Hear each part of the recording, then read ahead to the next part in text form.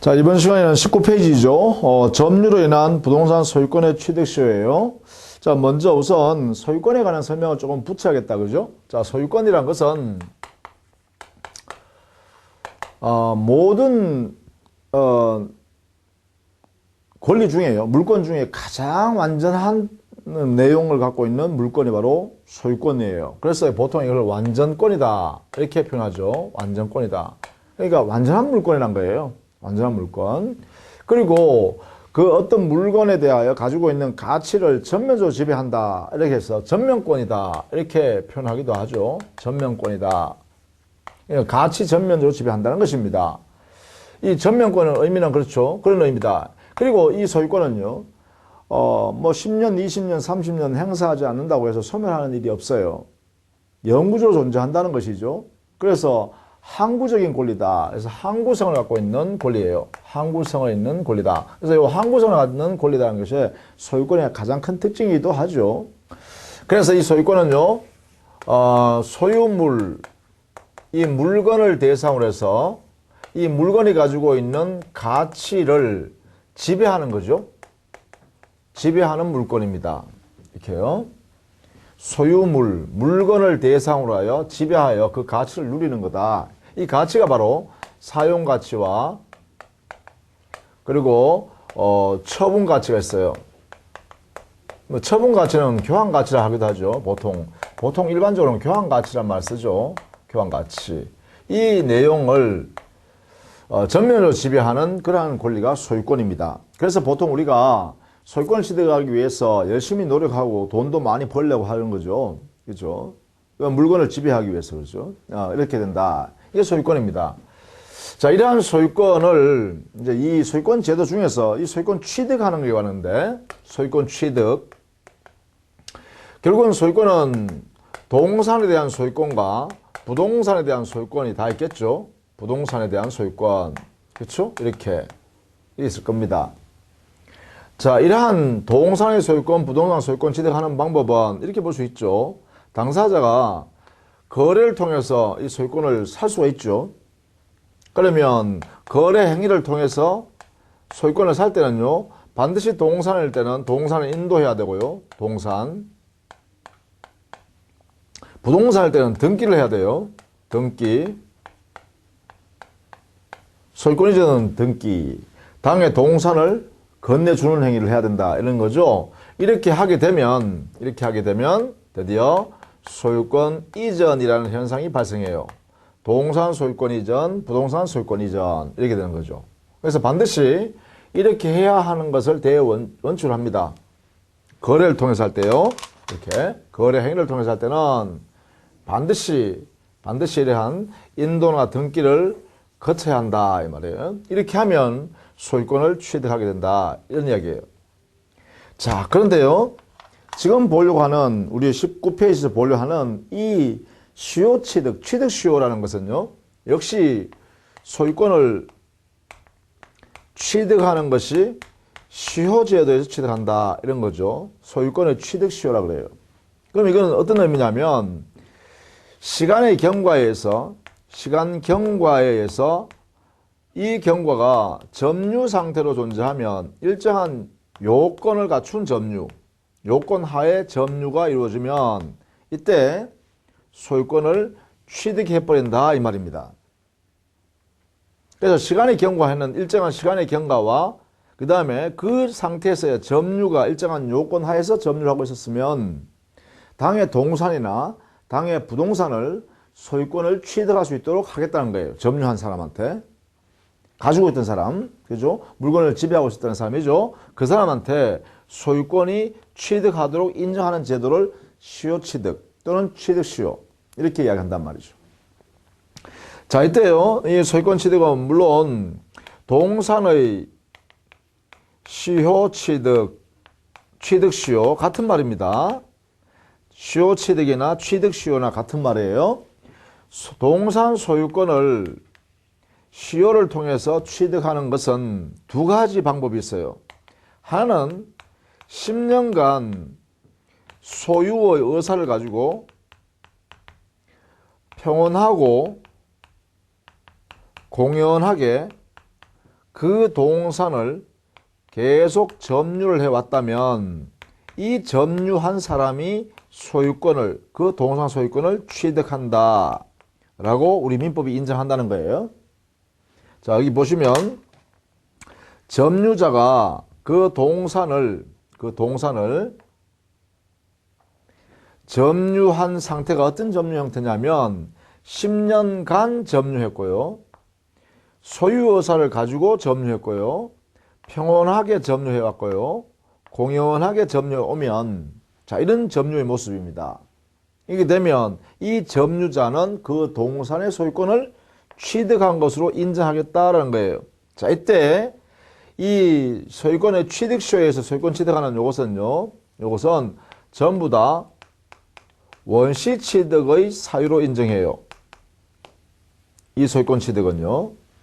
취득시효에 의해서 소유권 취득하는 것은 다른 사람이 가지고 있는 소유권을 가져오는 것이 아니라 지금부터 우리 민법이 지금 현재 점유자로부터 소유권을 시작한다 이 말이에요.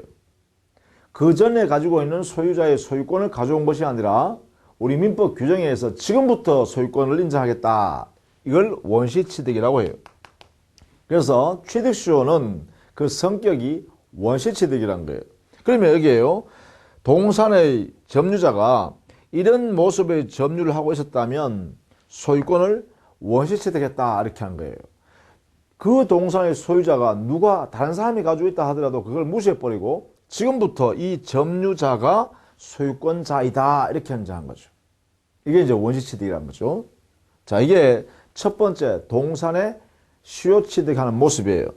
근데 우리 민법에는 이런 것도 하나 더 인정하죠. 이번에는요, 5년간 소유의 의사로 평온하고 공연하게 그리고 선의이고 무과실로 이렇게 점유를 계속해 왔다면 이 점유자는 소유권을 원시취득하는 취득시효에 시효취득이 가능하다 이 말이죠. 이렇게 인정한다는 거예요. 그럼 여기도 마찬가지죠. 이 점유한 사람이 어떤 상태의 점유자냐 라고 하면 여기는 위와 다른 것이요. 위에는 보통 10년간 점유를 했어야 되는데 여기는 5년간 점유를 했으면 된다는 거예요. 대신에 위와 다른 것이 뭐예요? 바로 선의 무과실의 점유가 이루어졌다 이 말이지. 그래서 선의 무과실, 소유여서로 평온공연할 뿐만 아니라 선의 무과실로 점유를 해왔다면 그때는 5년간만 점유해왔다면 소유권을 취득한 걸로 인정하겠다 이렇게 하고 있죠. 그래서 이게 요건이 선의 무과실 추가되면 이렇게 기간을 단축시켜서 점유기간을 단축시켜서 인정한다 뭐 이런 이야기다 그죠. 자, 이렇게 해서 동산의 시효취득 제도를 두고 있다는 것입니다. 이 시효취득 제도에서 소유권을 원시취득한다 이런 이야기죠. 자, 동산의 소유권 취득입니다. 그러면 부동산의 시효취득도 있어요. 그죠? 동산에만 있는 것이 아니라 부동산의 시효취득도 있어요. 자, 여기는 또 어떻게 되어 있냐. 여기 또 역시 우리 민법은요. 두 가지 형태를 역시 인정하고 있어요. 똑같이. 자, 먼저 하나는요.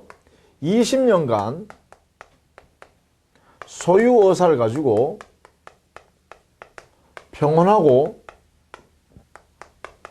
공연하게 그 부동산을 점유해 오면 자, 여기는요. 이것만 가지고는 소유권 취득하기 없습니다. 자기 앞으로 이 점유자가 자기 앞으로 소유권 등기를 갖추면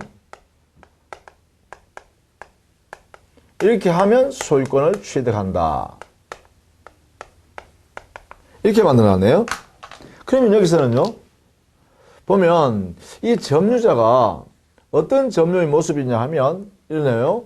점유를 20년 동안 점유해 와야 돼요. 그리고 그 점유는 소유 의사를 가지고 점유한 것이어야 되고 평온하고 공연하게 점유해야 돼요. 그죠? 이렇게 이러한 내용의 점유 모습을 갖추어야 되고 그 다음에 그 점유자는 이것으로 끝나는 게 아니라 반드시 자기 앞으로 등기부상의 소유자라고 등기가 돼야 된다는 거죠. 이 점유자가 자기 앞으로 소유권 이전이 등기가 되어 있어야 된다. 등기가. 이렇게 되어 있으면 소유권을 취득한다. 이런 이야기예요.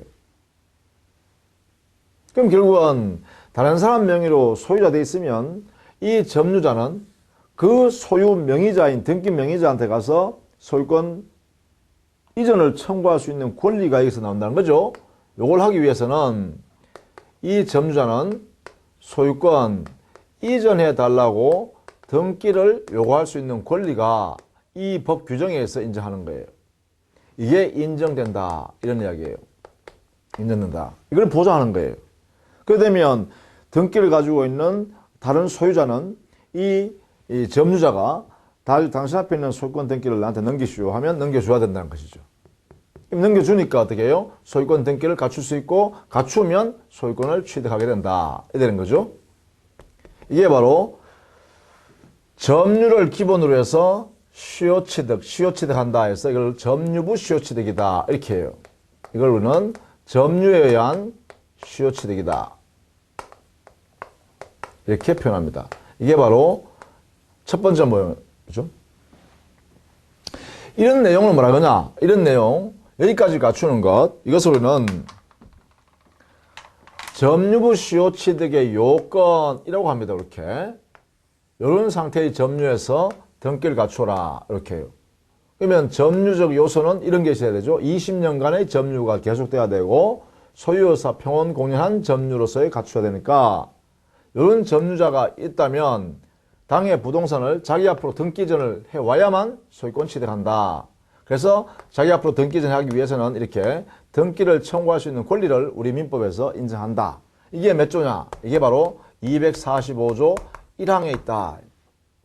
워낙 중요하니까 이 조문은 대단히 중요합니다. 그래서 나중에 본 강의로 들어가면 이 내용을 아주 구체적으로 하나하나 떼서 이 요소들을 하나하나 떼서 공부합니다. 20년간이란 것, 소유여사, 평온 공연한 점유란 것, 그리고 소유권 이전에 오는 방법으로서의 소유권 이전 등기 청구는 어떻게 행사하는가, 누구한테 어떤 요건 하에서 행사하는가, 그리고 이 등기 청구권의 성질은 어떤 것인가, 이런 것을 본 기본 교재에 가면 차근차근 하나씩 배우게 됩니다. 그래서 우리는 개괄적으로 여기 보시면 이런 정도로 하면 시효취득 하는구나 하는 거죠. 점유자가 자기 앞으로 등기전 하면 소유권 취득한다. 그러면 등기하는 게 가장 중요하겠죠. 왜냐하면 등기를 가지고 있는 사람이 소유권 등기를 이전을 쉽게 안 해준다 이 말이죠. 그럼 결국은 이 권리를 행사해서 그 소유권 등기를 가져오게 되는데 이 권리에 관한 분쟁이 많겠죠. 등기 명인이 등기를 넘겨줘버리면 소유권 상실해버리니까. 그렇죠? 그러니까 서로 싸우겠죠. 그래서 이 내용을 우리는 앞으로 공부해야 될 내용이다. 그 다음 두 번째 유형이 있어요. 두 번째 유형은 요 위에 있는 거 약간 다르죠. 또 보시면 이거는 10년간 점유를 해요. 10년간 소유여사를 가지고 평온하고 공연하게 점유를 해야 되고, 나아가서요 여기에다가 선의이고 무과실로 점유를 한 점유자는 점유했네요. 이렇게. 자, 이 점유자가 자기 앞으로 소유권 등기 명의가 존재하고 있어요.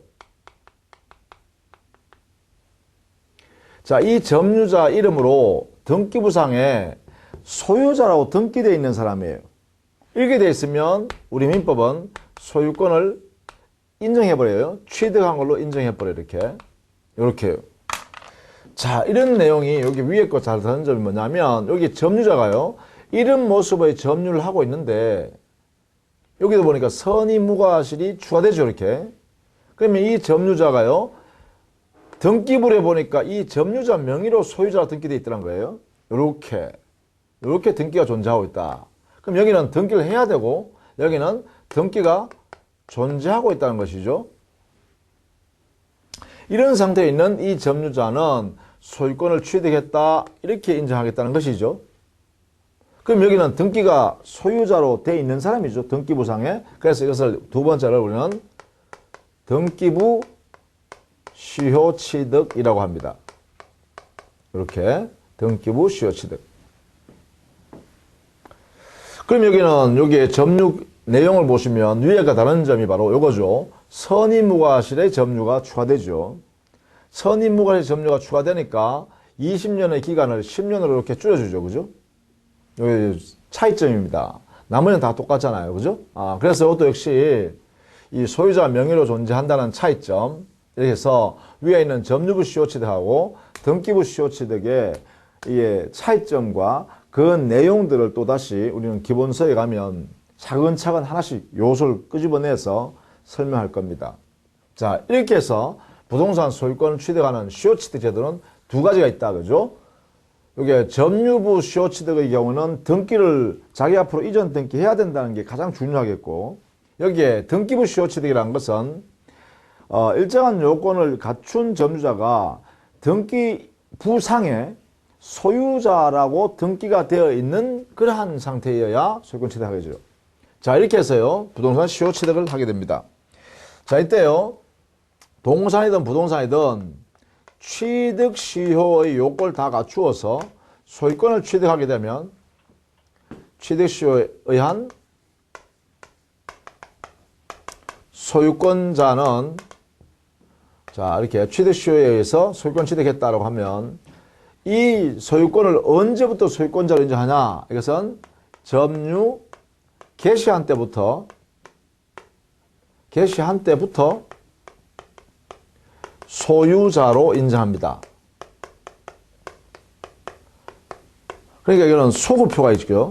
즉 20년이 경과하고 10년이 경과되어서 이 요건을 갖추었을 때 드디어 소유권을 취득하지만 그 소유자로 인정하는 시점은 그 당사자가 점유를 할 때부터로 소급한다는 거예요. 이게. 그래서 이게 점유 개시한 때부터 소유자로 인정하기 때문에 여기서 그러면 20년간 점유하여 사용한 것, 10년간 점유하여 사용한 것은 부당한 이득이 아니다 되겠죠. 그래서 부당이득의 반환의 문제가 생기지 않습니다. 또 자기 토지를 자기가 점유한 게 됐잖아. 그죠? 왜? 20년 전으로 소급해서 소유자로 되니까.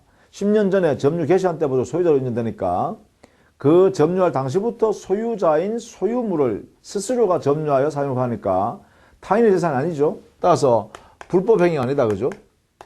불법행위에 의한 문제도 발생하지 않는다. 알겠죠? 누구요? 이게 시효 취득한 이 소유권자요.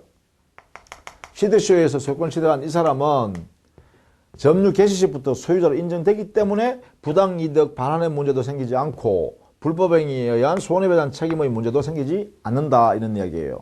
이 소급표 때문에. 자, 이런 취지를 이해하시면 되겠죠. 자, 이게 바로 동산 부동산의 시효취득 제도다. 이렇게 보시면 돼요. 자, 그 다음에 첨부입니다. 첨부에 의해서도 소유권 취득하게 되는데 이 첨부에 의한 소유권 취득, 이 취득은 전부 다 이것도 성격은 원시 취득이에요. 원시 취득. 이 취득의 성격이 여기다 이 말이지. 그러면 첨부란 게 뭐냐? 첨부란 것은 두 개 이상의 물건, 소유자가 다른 두 개 이상의 물건이 어우러져서 하나의 물건이 되어버렸어요. 이 하나의 물건에서 소유자를 정하는 거죠. 이게 첨부라는 거죠. 즉, 그러면 두 개 이상의 물건이 어우러지는 모습이 몇 가지냐? 세 가지를 인정하고 있어요. 그게 뭐냐? 하나는 부합, 하나는 혼화, 하나는 가공. 이 세 가지 형태가 두 개 이상의 물건이 또는 두 주체가 두 사람 이상이 되는 사람 됐는데 어떤 물건이 하나가 만들어졌다. 이 하나의 물건의 소유권을 어떻게 귀속시킬 거냐? 이게 문제가 바로 이 첨부의 문제예요. 자, 부합이라는 것은 두 개 이상의 물건이 주인이 다른 소유자가 다른 두 개 이상의 물건이 합쳐져 버리는 거예요. 합쳐져서 분리할 수 없는 거죠. 하나로 되었기 때문에. 이게 합쳐진 거예요. 합치는 거. 합쳐서 두 개 이상의 물건이 한 개의 물건이 되는 거죠. 자, 그러면 두 개 이상의 물건이 합쳐지는 모습은 이렇게 나눌 수 있겠죠. 부동산에 동산이 이렇게 합쳐지는 경우가 있겠죠. 또 동산에 동산이 합쳐지는 경우겠죠. 이런 경우는 다 상정할 수 있어요. 그런데 이게 이제 문제가 되죠. 부동산에 부동산이 합쳐질 수 있는가? 여기에 대해서는 논의가 생겨요. 그렇죠? 자, 부동산에 동산이 합쳐지는 거 가능하죠. 동산 간에 합쳐지는 거 가능하죠. 그런데 부동산과 부동산이 합쳐질 수 있는가라는 문제는 생각해 봐야겠어요. 여기에 대해서는요, 논의가 있다, 개헌의 대립이 있다 이 말이에요. 왜냐하면 부동산은 움직일 수 없는 물건이잖아, 그죠? 그러면 부동산과 부동산이 합쳐진다는 것은 상정할 수가 없다 이 말이죠. 그래서 보통요, 학설은 부동산 간의 부합, 이것은 인정할 수 없다, 이렇게 해석해요. 왜냐하면 성격상 부동산은 움직일 수 없는 물건이라고 했잖아, 그죠? 물건 중에서. 그런데 움직일 수 없는 물건이 어떻게 붙어볼 수 있냐 이거죠. 그래서 이걸 상정할 수 없다, 이렇게 해석합니다. 그러나 우리 판사님들은요, 판례를 만들어 가지고, 야, 건물 종전에 2층짜리 건물 위에다가 3층을 하나 올렸다, 증축했다 이 말이야. 그렇다면 요 3층도 건물이잖아. 그러면 종전에 요 있던 2층짜리 건물하고 3층 요 올렸는 요 한 층하고 이게 두 개가 붙은 거 아니냐 이거죠. 그렇다면 건물에 있어서 증축의 현상이 발생하면 여기에 부동산 간의 부합을 인정해도 되지 않겠느냐, 이렇게 되겠죠. 그래서 판례는요, 부동산의 부합을 인정하려고 그래요. 이렇게. 자, 이런 내용으로 존재한다라는 거 하고요. 그러면 이제 이렇게 해서 부동산, 동산이 부합됐을 때 과연 하나의 물건이 만들어졌을 거 아니에요? 부합물. 하나의 물건이 만들어졌다, 그죠? 자, 이 부합물의 소유권은 누구 거냐 이거죠. 이 물건은 누구가 가져가자. 소유자 누구냐? 이걸 정해야겠죠. 여기에 대해서는요, 우리 원칙, 당사자가 합의를 하면, 그죠? 부동산 소유자와 동산 소유자가 갑이고 을이다. 그럼 갑과 을이 합의하면 합의에 의해서 소유권을 인정하면 돼요. 그런데 만약에 당사자가 합의를 하지 않았다면 그러면 어떻게 할 거냐? 이 소유권을 어떻게 정할 거냐? 여기에서는 원칙적으로 부동산 소유자가 이 소유권을 취득한다, 이렇게 한 거예요. 그러면 동산 소유자는 부동산 소유자한테로 붙었기 때문에 동산 소유권을 상실해 버리잖아. 그럼 손실이 발생하죠. 이 손실은 여기에 있는 이득을 보게 된 부동산 소유자가 그 동산 소유자한테 부당이득의 법리에 따라서 반환해 주면 되는 거예요. 이 부당이득한 부동산 소유자가 자기 이득한 범위 내에서 동산 소유자가 손해가 발생한 만큼을 돌려주면 되겠죠.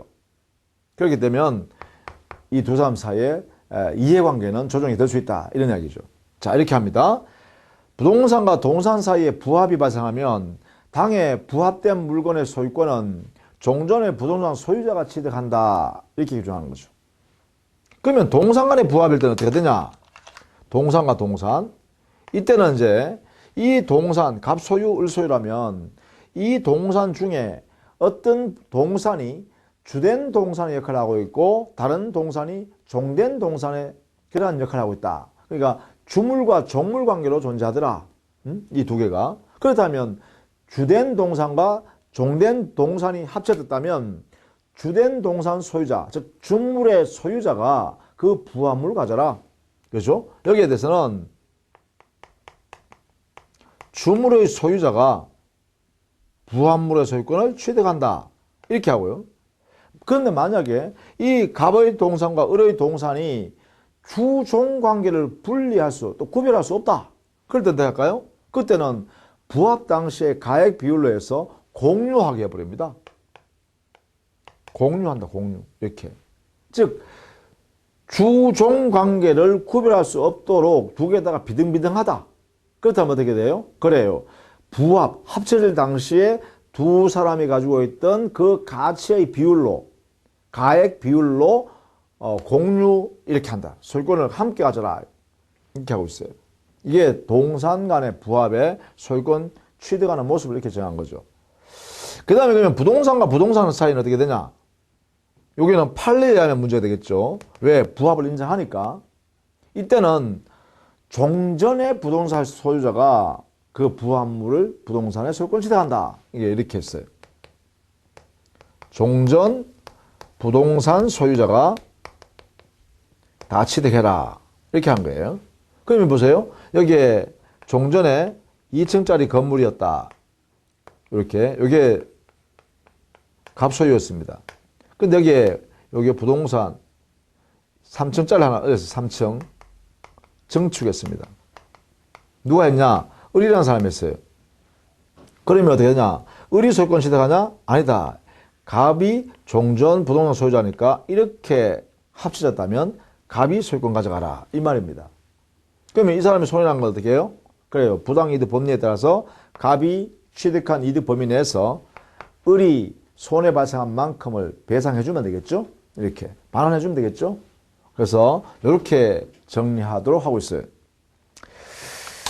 그 다음에 부합이 이제 뭐예요? 합쳐지는 게 되겠죠? 합쳐져 버리는 거. 하나의 물건과 하나의 물건이 붙어가지고 하나의 합치가 되는 거죠. 그러면 혼화는 뭐냐? 혼화는 섞여버리는 겁니다.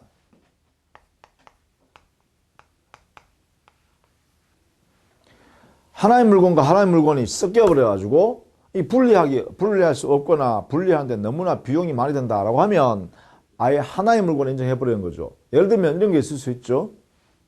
혼화는요. 예를 들면 2,000쌀하고 2,000쌀 한 가마니하고 강화도 쌀 한 가마니를 두 개 갖다 부어버렸다. 그러면 이게 뭐예요? 섞였죠. 그 한 가마니 두 가마니 되겠죠. 두 가마니 양이. 그럼 이건 하나의 물건으로 취급하자는 거죠. 이걸 뭐라 하냐? 혼화요. 예컨대 서울 막걸리하고 서울 막걸리 또 이동 막걸리 이것을 만약 한 마리씩 갖다 부어버렸다. 그럼 두 마리 되겠죠? 그럼 이걸 하나의 물건으로 취급하자는 거예요. 왜? 섞여버리기 때문에. 그럼 이때 문제되는 건 섞여서 하나의 물건이 된 그 물건을 뭐라냐? 이때를 우리는 혼화물이라고 그래요. 혼화물. 이 혼화물 소유권 누가 가져가야 될 거냐? 이걸 정해야 되는데, 자, 이때 이 혼화는 동산 간에만 섞일 수 있죠? 부동산은 있을 수 없어요. 그죠? 동산과 동산 사이에서만 혼화 가능해요. 그러니까 이 혼화물 소유권 귀속에 관한 문제는 여기에 있는 부합에서요. 동산 간의 부합. 이 규정의 원리를 여기에다가 그대로 적용하면 되겠다. 이런 얘기예요. 이게 뭐예요? 준용한다 하면 되겠죠? 준용. 만약에 주물, 종물로 구별할 수 있다면 주된 동산의 소유자가, 즉 주물의 소유자가 그 혼화물의 소유권을 취득한다. 다만 주종 관계를 구별할 수 없다면 그때는 혼화 당시에 가액 비율로 공유하면 되겠죠. 이게 이 원리입니다. 그렇죠? 자, 그 다음에 가공요. 가공이란 것은 어떤 원재료에다가 사람의 기술이 투여되는 거죠. 즉 노동력이 투여되는 거예요. 그렇게 되면 이 원재료가 변해서 하나의 물건으로 만들어지겠죠. 그걸 가공물이라고 한단 말이에요. 그래서 여기는 원재료에 노동이 투과되어서 가공물을 만들어내는 거예요. 그러면 이 가공물의 소유권을 어떻게 정할 거냐라는 문제가 생긴다는 거죠, 이게. 그렇죠? 여기에 대한 논의가 이제 가공의 문제예요. 자, 이때는 원칙적으로요, 원재료가 이렇게 변한 거잖아요, 가공물로. 그죠? 그래서 당연히 원재료 소유자가 이 가공물의 소유권을 취득해라. 이게 원칙이에요.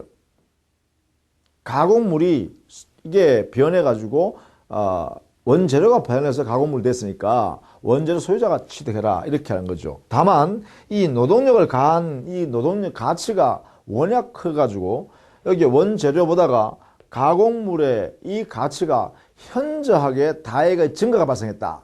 예를 들어 10만 원짜리 물건이었는데 이 가공을 한 노동력을 투하한 이 가공자의 노동력이 아주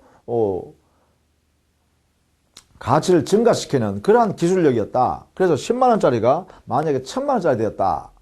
가공물이. 그렇다면 이때는 이 원재료 소유자가 갑이더라도 이 노동을 투입한 을이라는 사람이 가공물의 소유권을 가져가는 게 맞겠다. 이런 이야기죠.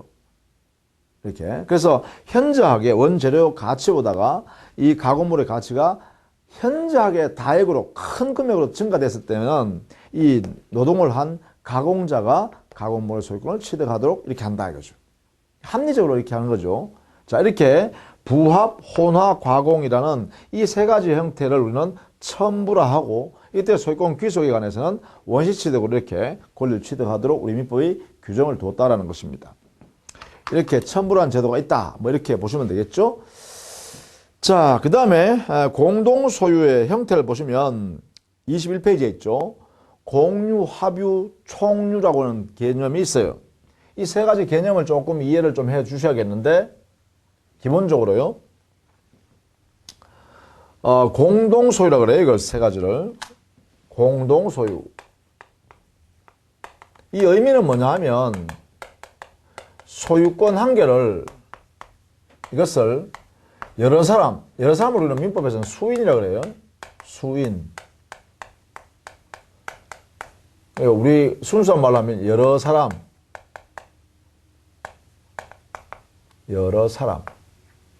그죠?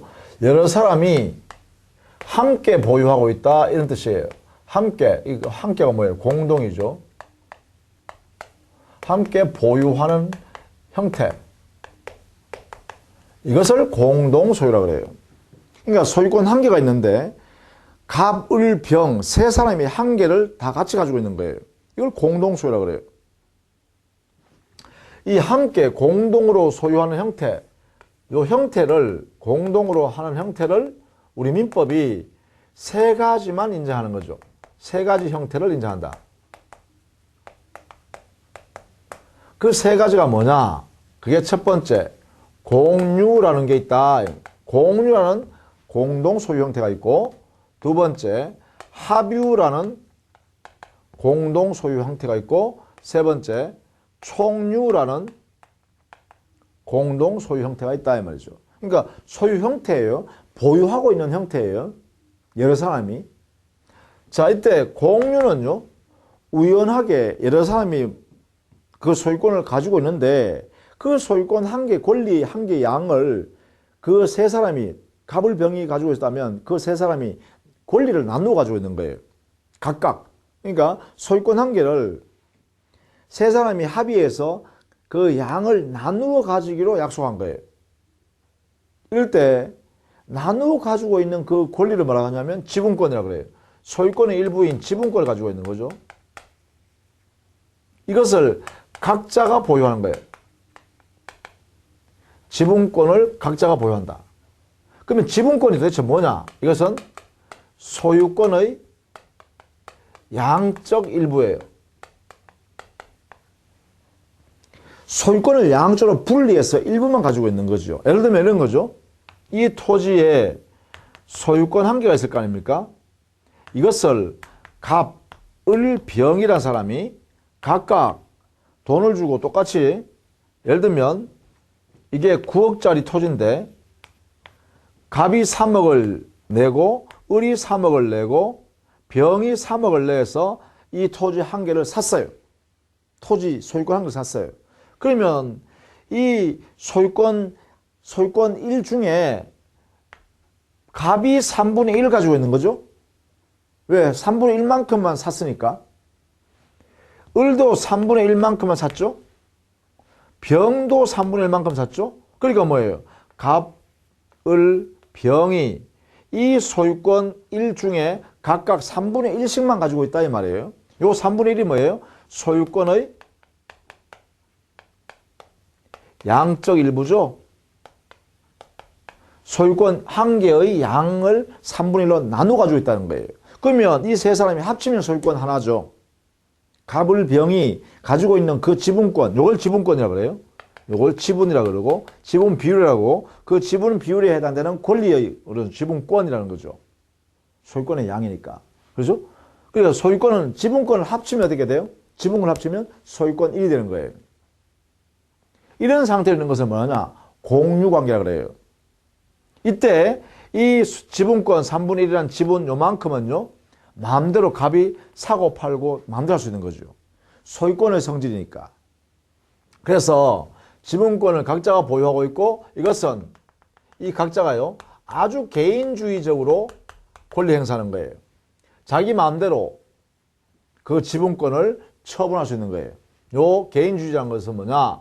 그 지분권을 마음대로 처분할 수 있다. 이게 자유다 이거죠. 이렇게 돼요. 마음대로 할 수 있다. 왜냐하면 이 지분권이라는 것은 소유권의 일부잖아요. 그러면 소유권자는 당의 소유권을 마음대로 처분할 수 있죠. 자기가 팔고 싶으면 파는 거고, 만약에 돈이 필요하면 그 부동산 소유권 같으면 어떻게 해요? 거기에 저당을 설정해주고 돈도 빌려 쓸 수 있는 거겠죠. 이렇게.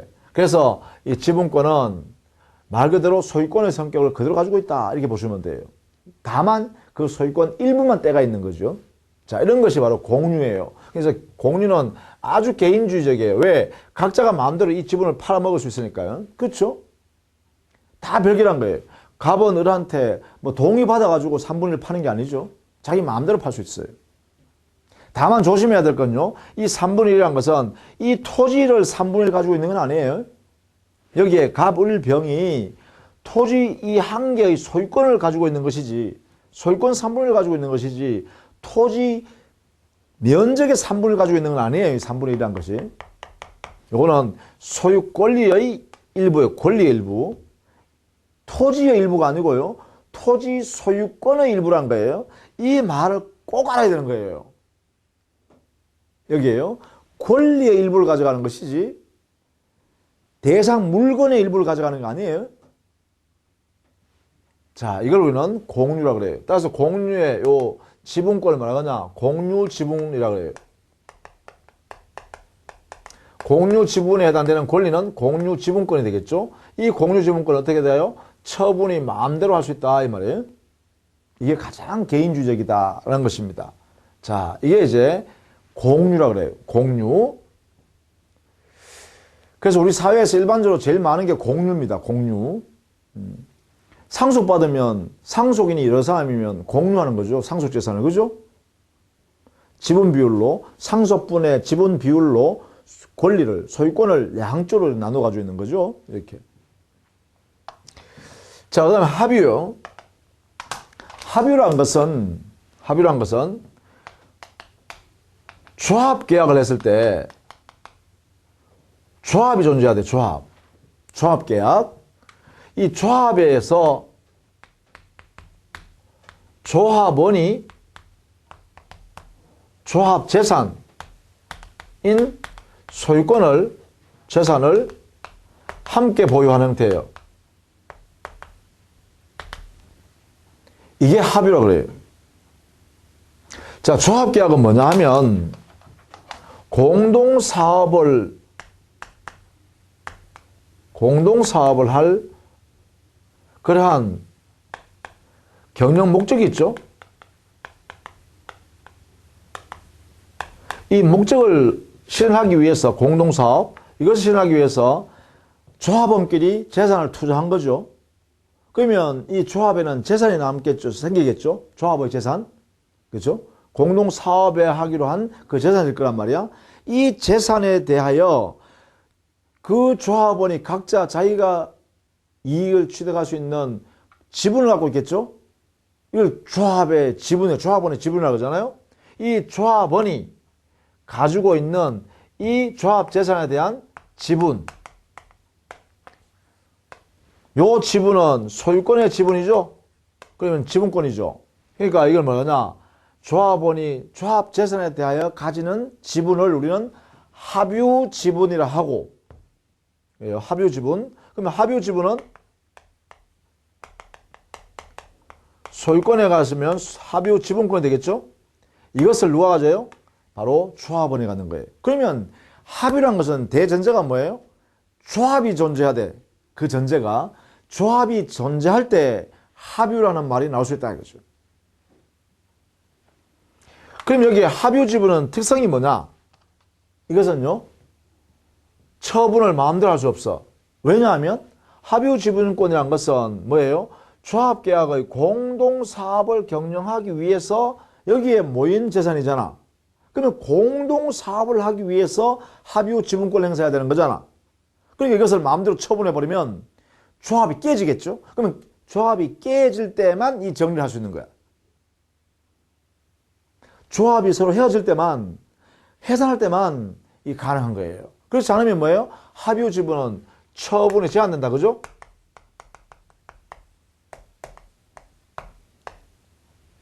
자, 여기에 공유 지분은 처분이 자유롭겠어요. 그죠? 공유 지분은 처분이 자유롭겠어요. 그러나 합유 지분은 처분이 제한돼요. 왜 그러냐 하면 바로 이것 때문에 그렇죠? 조합의 공동사업 경영할 목적 때문에 이 목적 범위 내에서 제한받는다 이 말이죠. 합유 지분. 지분이란 건 존재한다는 것이죠. 그 대신에 조합은 개개인에게 지분은 존재해요. 다만 그 지분권을 마음대로 처분하면 안 된다는 거예요. 다른 조합원에 전원의 합의가 없으면 안 된다는 거예요. 못 팔아먹는다는 거지. 이게요. 성격상. 왜? 공동사업을 하기 위해서 재산을 내놓고 지분을 가지고 있을 뿐이잖아. 그러면 이익이 생기면 그 지분권 비율로 해서 이익도 분배받을 거 아니에요. 그죠? 그러니까 이 지분을 마음대로 팔아먹으면 안 돼요. 그러면 공동사업을 할 수 있는 조합이 깨지겠죠. 팔아버리면. 그죠? 그래서 합유조합에서는 합유 지분이 존재하고 조합원들이 그 지분은, 합유 지분은 처분을 마음대로 할 수 없다. 이게 바로 공유, 합유의 차이점이다. 공유는 그런 단체도 필요 없죠. 조합이고 이런 거 필요 없죠. 그냥 우연히 재산을 같이 투자해서 같이 나누어서 갖기로 하는 이런 거밖에 없죠. 그러니까 개인주의적이에요. 그런데 여기는 합유는 조합, 공동사업을 경영할 목적 범위 내에서는 뭐예요? 단체성을 갖는 거예요. 요 범위 안에서는 단체성. 이 범위 안에서는 단체성을 갖게 돼요. 단체성을 갖고 있으니까 처분을 마음대로 못해요. 여기는 개인주의적이고 여기는 약간의 단체성을 띈다. 단체성이 가지고 있다. 이렇게 되겠죠? 자, 그런데 말입니다. 여기에 총류. 그럼 총류는 뭐냐? 이 총류는 바로 이거는요, 반드시요, 비법인 사단이 나옵니다. 비법인 사단의 재산, 뭐 예컨대 소유권요, 이 재산을 단체의 구성원 전원이 보유하는 형태입니다. 이렇게 해요. 자, 비법인 사단의 재산이에요. 이 재산을 그 단체 구성원 전원이 함께 보유하고 있어요. 그럼 여기는 단체가 가지고 있는 거죠. 구성원 개개인이 갖는 게 아니라 전원, 이게 단체죠, 단체. 그러면 전원이 가지고 있는 거예요. 그러면 손을 뭐예요? 다 내밀어 가지고 단체 구성원 손을 꼭꼭 묶은 다음에 그 소유권을 같이 잡고 있는 거야. 그럼 이것은 자기 손을 빼가지고 자기가 잡고 있는 소유권을 양만큼 떼가지고 자기 호주머니에 갖고 할 수 없다는 거야. 왜? 단체로만 가지고 있어야 되니까. 이렇게 되죠. 그럼 여기는 뭐가 있겠어요? 여기는 지분이 존재하지 않는다는 거예요. 지분. 왜? 단체로 가지고 있을 뿐이기 때문에 나누어 가져갈 수가 없다는 거야. 그러면 총류는요? 총류 지분이라는 게 존재하지 않아. 이게요. 그래서 지분 자체가 존재하지 않으니까 당연히 뭐예요? 구성원 개인이 단체의 재산을 처분할 수 없죠. 또 자기가 가지고 있는 지분권도 없으니까 지분권 양도고 이런 게 없겠죠. 그래서 이게 총류는요, 가장 단체적인 강력한 내용입니다. 그럼 비법인 사단이라는 게 어떤 거냐? 바로 종중요, 종중. 종중재산. 종중원이 못 팔아먹죠. 팔면 무효예요.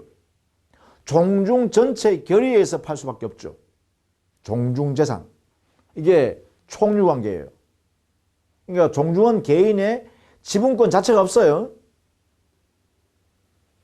이게요. 또 교회재산. 교회 재산. 교회 재산도 역시 마찬가지예요. 교인들이 함께 뭐 헌금하고 이렇게 해서 뭡니까? 교회도 짓고 교회 또 기도원도 만들고 그러잖아요.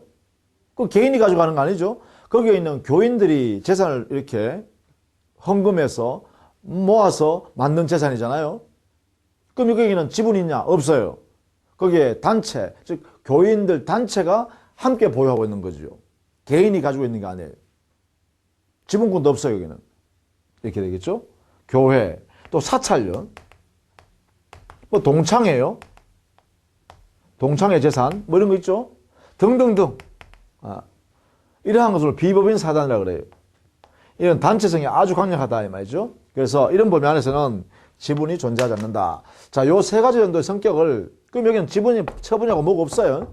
여기는, 그죠? 그러니까 이 세 가지 성격을 여러분이 이해해 두시면 되겠어요. 그 표는 나중에 민법을 다 공부하고 나서 보시면 되겠죠. 자, 여기까지 하고요. 그 밑에 공유물 분할은 다음 시간에 또 설명드릴게요. 자, 수고 많으셨습니다.